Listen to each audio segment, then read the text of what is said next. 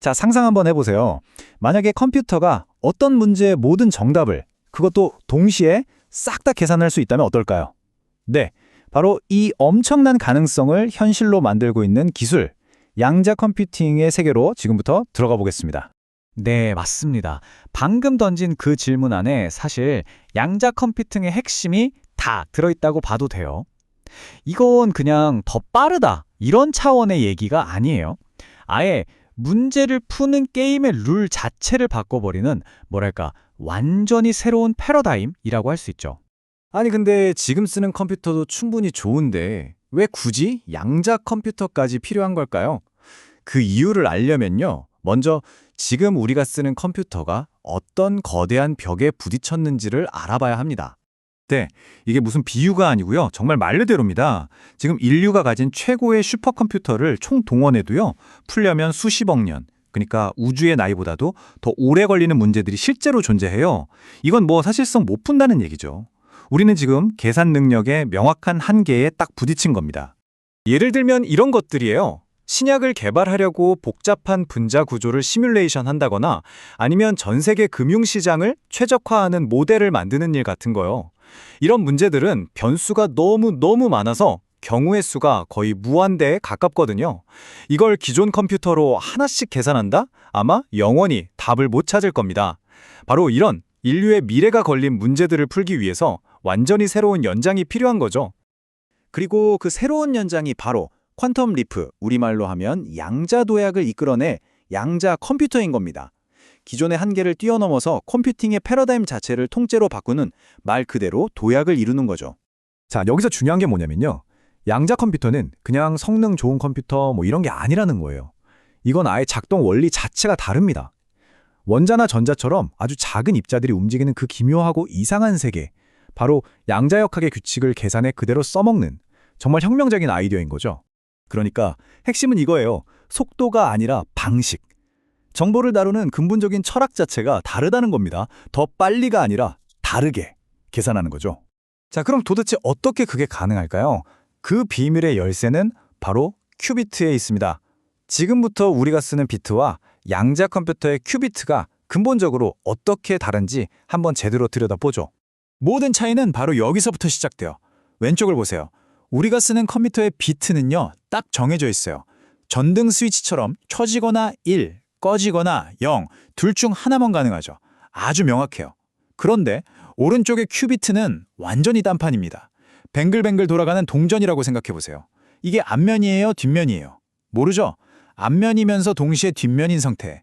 바로 0이면서 동시에 1일 수 있는 이 모든 가능성을 한 몸에 품고 있는 게 바로 큐비트입니다. 이 그림을 보면 그 차이가 확 와닿죠? 비트는 그냥 하나의 점, 0 아니면 1, 딱 그 지점 하나예요. 하지만 큐비트는 이 구 전체, 이 구 표면의 모든 점이 다 가능한 상태가 되는 그야말로 가능성의 구라고 할 수 있는 거죠. 큐비트가 가진 첫 번째 초능력, 바로 중첩입니다.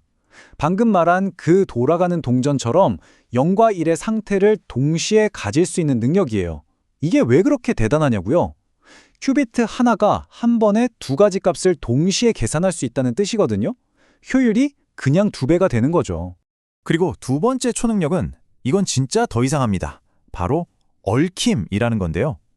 이건 뭐냐면 두 큐비트가 마치 보이지 않는 끈으로 연결된 쌍둥이처럼 짝을 이루는 거예요.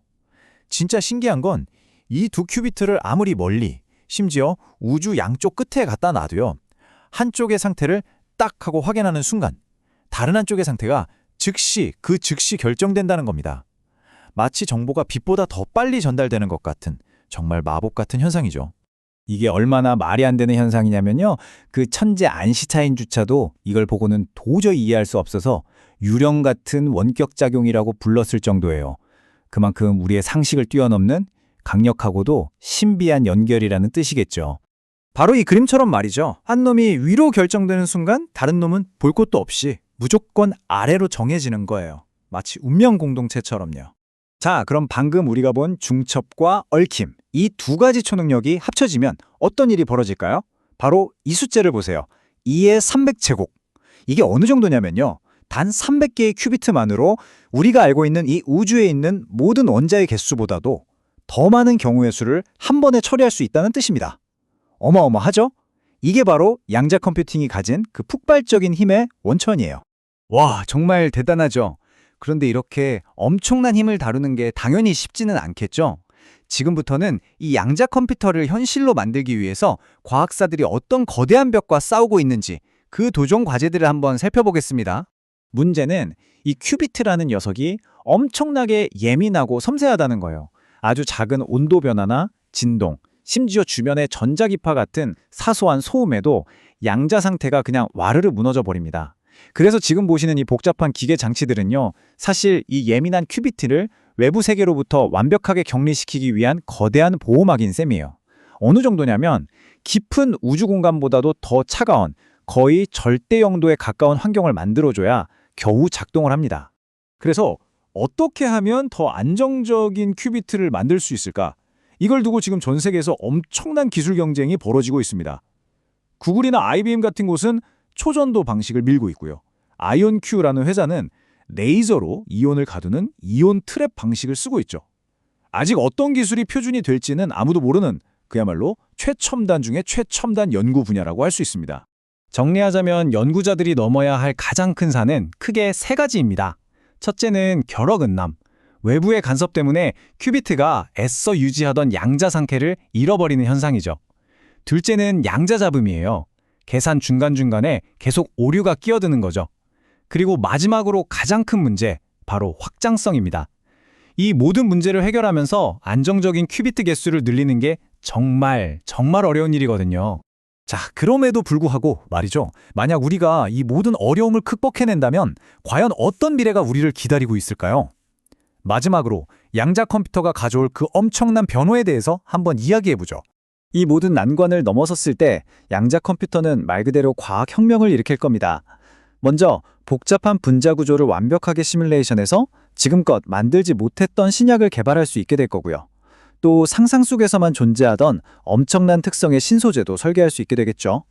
그리고 이건 좀 무서운 얘기인데 현재 우리가 쓰는 모든 암호 체계를 순식간에 무력화시킬 수도 있습니다. 물론 동시에 양자역학을 이용해서 그 누구도 뚫을 수 없는 완벽한 암호를 만들어낼 수도 있고요. 마지막으로 인공지능을 지금과는 비교도 안 될 정도로 훨씬 더 똑똑하게 만들 수 있을 겁니다. 물론 양자 컴퓨터가 우리 손에 들린 스마트폰을 대체하는 일은 없을 거예요. 하지만 수백 년 동안 인류가 풀지 못했던 가장 거대하고 중요한 문제들을 해결하는 궁극의 열쇠가 될 거라는 건 분명합니다. 이제 딱 하나의 질문이 남았네요. 여러분은 이 놀라운 컴퓨터가 과연 인류의 어떤 문제부터 가장 먼저 해결하게 될 거라고 생각하시나요?